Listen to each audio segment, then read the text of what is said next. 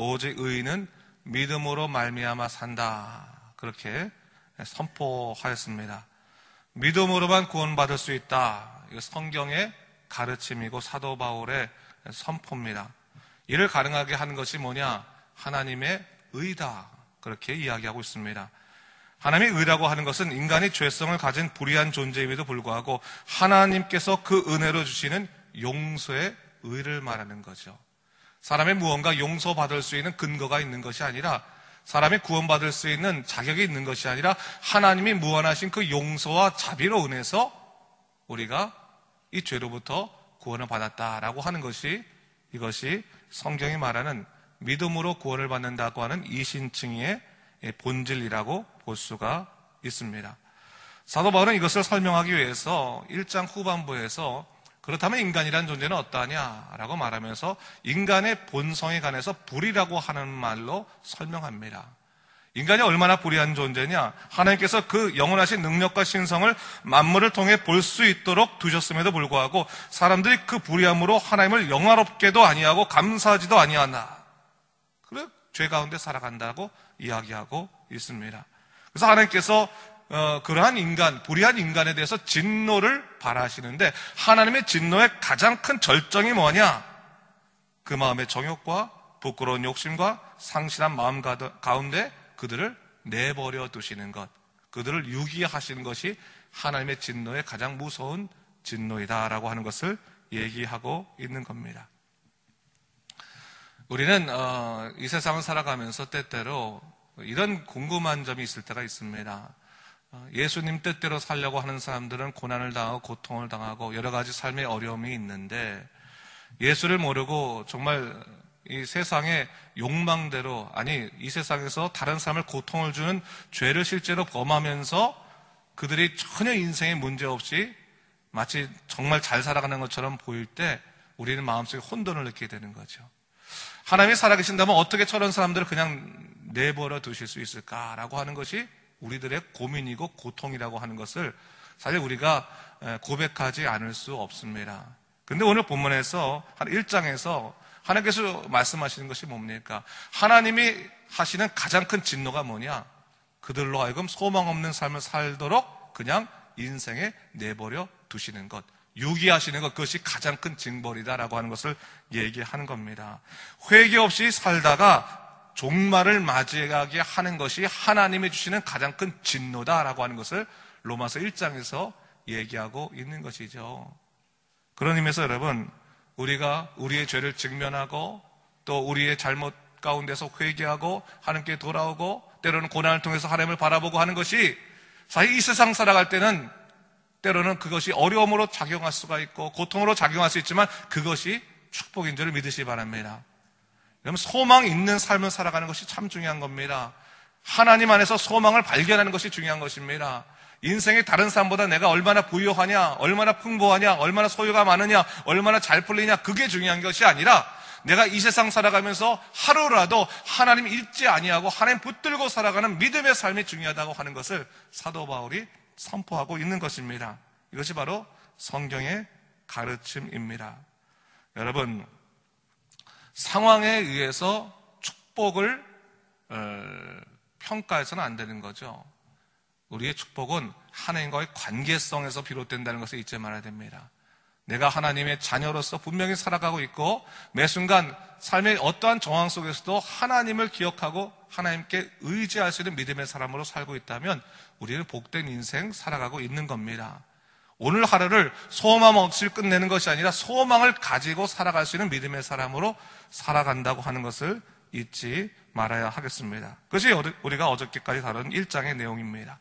자, 오늘 본문인 로마서 2장의 내용은 이제는 유대인을 향한 하나님의 진노에 관해서 메시지를 주고 있습니다. 사도 바울이 이것을 말하는 이유는 당시 유대인들이 그들 스스로 하나님의 선택받은 백성이라 자부하면서 어떻게 합니까? 다른 사람들을 판단하고 정죄하는 일을 하고 있었기 때문에 그렇게 오늘 이 본문의 말씀 속에서 메시지를 주고 있다라고 볼 수가 있습니다. 사도 바울은요, 유대인들의 하나님의 인자하심의 은혜를 알고 있기는 하지만 그것이 그들로 하여금 회개하게 하시는 하나님의 목적이 있다고 하는 것을 이해하지 못했다라고 하는 것을 얘기하고 있는 겁니다. 그래서 회개하지 않는 그 마음으로 인해서 하나님의 진노를 지금 쌓아가고 있는데 그거를 네가 알지 못하느냐라고 말하는 것이 본 2장서부터의 내용이라고 볼 수 있는 겁니다.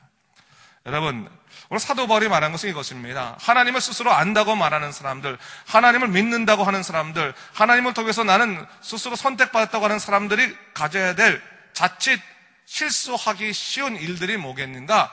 어떠한 마음을 가져야 될 것인가? 그것은 뭐냐? 우리가 믿음이 있다 말하면서 때때로 남들을 정죄하고 판단하는 실수를 범하고 있지 않나? 유대인들의 잘못을 우리가 답습하고 있지 않나를 생각해 봐야 되는 거예요. 여러분, 오늘 사도 바울이 이 본 2장을 통해서 궁극적으로 말하자고 하는 것은 뭐냐면 바로 이런 것입니다. 하나님의 인자하심이 복음의 핵심이다. 분명하다. 근데 그 인자하심을 이용하지 말아라고 하는 거예요. 하나님이 우리를 용서하시고 우리를 분명히 인도하시는 사랑의 하나님이긴 하지만, 인자의 하나님이긴 하지만 그거를 이용하면 안 된다.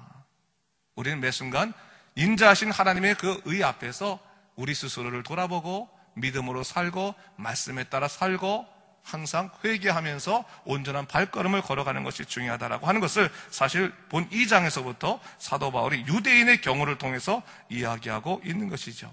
그러면서 사도 바울이 이야기하는 것은 뭐니까? 결국 하나님의 심판이라고 하는 것은 유대인이나 헬라인이나 차별이 없다. 영적인 우월성으로 회개하지 않은 유대인들이여 너에게 더 무거운 책임이 있다라고 하는 것을 얘기하고 있는 겁니다. 그러면서 유대인이기 때문에 하나님의 구원 안에 들어있다고 하는 것 자체가 어리석은 일인데 그들의 죄를 7절에서 10절까지 이렇게 고백하고 있습니다. 우리 한번 같이 7절에서 10절까지 읽습니다. 시작. 참고 선을 행하여 영광과 존귀와 썩지 아니함을 구하는 자에게는 영생으로 하시고 오직 당을 지어 진리를 따르지 아니하고 불의를 따르는 자에게는 진노와 분노로 하시리라. 악을 행하는 각 사람의 영에는 환난과 곤고가 있으리니 먼저는 유대인에게요 그리고 헬라인에게며 선을 행하는 각 사람에게는 영광과 존귀와 평강이 있으리니 먼저는 유대인에게요 그리고 헬라인에게라.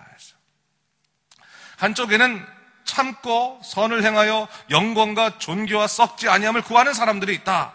그리고 다른 한쪽에는 당을 지어서 진리를 따르지 아니하고 불의를 따르는 사람이 있다. 하나님께서 심판하실 때 누구를 심판하실까? 사도 바울이 그것을 묻고 있는 거예요.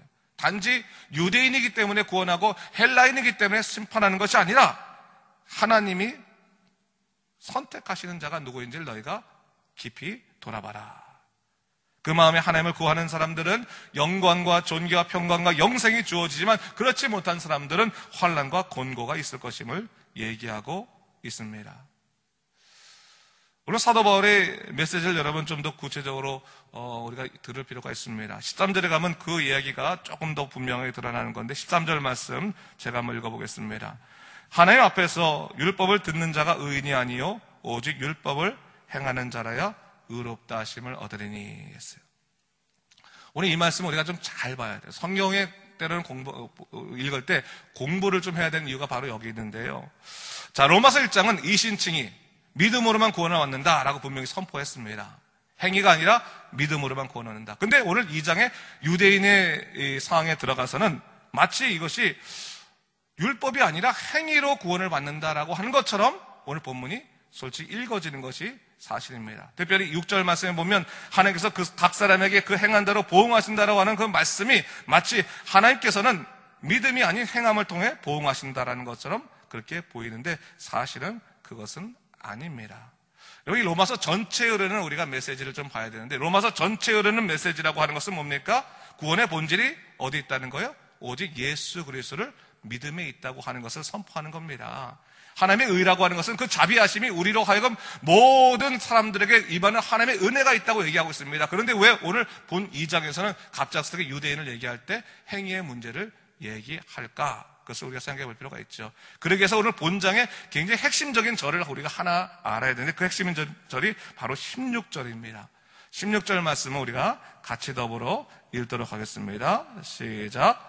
곧 나의 복음에 이른 바와 같이 하나님이 예수 그리스도로 말미암아 사람들의 은밀한 것을 심판하시는 그날이라 하고 있어요. 하나님이 심판을 하시는데 무엇으로 말미암아 심판하신다고 말하고 있습니까? 예수 그리스도로 말미암아 심판하신다라고 얘기하고 있습니다. 하나님의 심판의 가장 중요한 근거는 뭐냐? 바탕은 뭐냐? 예수 그리스도라고 하는 것을 우선적으로 얘기하고 있는 겁니다. 예수 그리스도가 가장 기본이다. 그것이 심판의 기준이다라고 하는 것을 우선적으로 얘기하고 있는 거예요.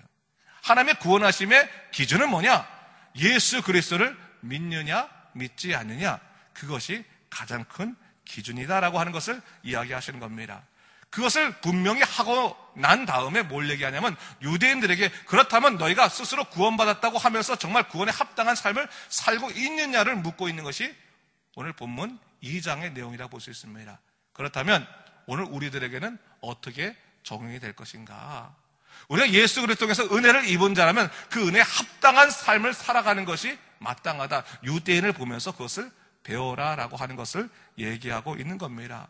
예수를 믿고 예수님을 통해 살아가는 믿음의 사람에도 불구하고 유대인의 죄를 똑같이 답습하는 것은 어리석은 일이다. 복음의 사람이라면 복음의 통로로서의 역할을 감당하고 하나님의 은혜를 경험한 사람은 은혜에 합당한 삶을 살아가는 것이 마땅하다라고 하는 것을 얘기하고 있는 겁니다. 그렇게 이어진다고 볼 수 있겠습니다. 사랑하는 성도 여러분, 여러분 이미 예수 그리스도로 말미암아 구원받은 사람들입니다. 그렇다면 구원받은 사람으로 나는 어떠한 삶의 열매가 있는지는 좀 돌아볼 필요가 있는 겁니다. 어떤 삶을 살아가야 될지는 우리가 다시 한번 돌아봐야 되는 겁니다. 나는 구원받았으니까 어떻게 살든 상관없이 나는 천당 간다, 그런 식으로 살지 말고 나는 예수의 사람으로 어떻게 오늘 하루 예수님의 능력에 의지해서 예수님을 드러내는 믿음의 삶을 살아갈 수 있을 것인가를 다시 한번 돌아볼 필요가 있습니다. 율법을 듣는 것이 중요한 것이 아니라 율법을 행하는 자가 중요하다고 얘기한 것처럼 말씀을 듣고 그 말씀을 우리 마음속에 묵상하여 우리 삶 가운데 드러낼 수 있는, 그래서 변화가 일어날 수 있고 하나님을 드러낼 수 있는 믿음의 삶으로 우리가 나아가야 하겠습니다. 오늘 본문에서 복음의 통로로 살아가는 삶을 다시 한번 기억하시고, 여러분, 하나님께서 여러분들을 구원하셨죠. 우린 유대인들은 아닙니다. 율법으로 살지는 않습니다. 하지만 우리에게 중요한 것은 뭡니까? 그 복음에 합당한 모습들, 다른 사람들로 하여금 예수 그리스도가 살아계시다고 하는 그 놀라운 그 은혜의 역사는 우리가 드러내며 살아가는 믿음의 사람이 되어야 할 것이라는 사실입니다. 이 믿음으로 사시는 하나님의 크신 구원의 능력 가운데 참여하신 여러분 되시기를 주님의 이름으로 축원합니다. 기도하겠습니다. 주 하나님 아버지, 참으로 감사합니다. 오늘 우리 로마서 2장의 말씀을 통해서 다시 한번 하나님의 사람으로, 구원받은 사람으로 어떻게 살 것인가를 생각해 하신 참으로 감사합니다. 주 하나님 아버지, 때때로 우리는 살아갈 때 우리가 구원의 은혜를 입었지만 그 은혜를 생각지도 못하고 살아갈 때가 적지 않았습니다. 그러나 다시 한번 그 은혜를 감사하며 믿음으로 살아갈 수 있는 아버지 사람 될 수 있도록 인도하여 주시옵소서. 성령 충만하여서 하나님의 뜻대로 살아갈 수 있는 믿음의 삶 될 수 있도록 인도하여 주시옵소서. 온전히 붙잡으시고 함께 하실 것을 믿사오며 이 모든 말씀 우리 주 예수 그리스도 이름으로 간절히 기도드립니다. 아멘.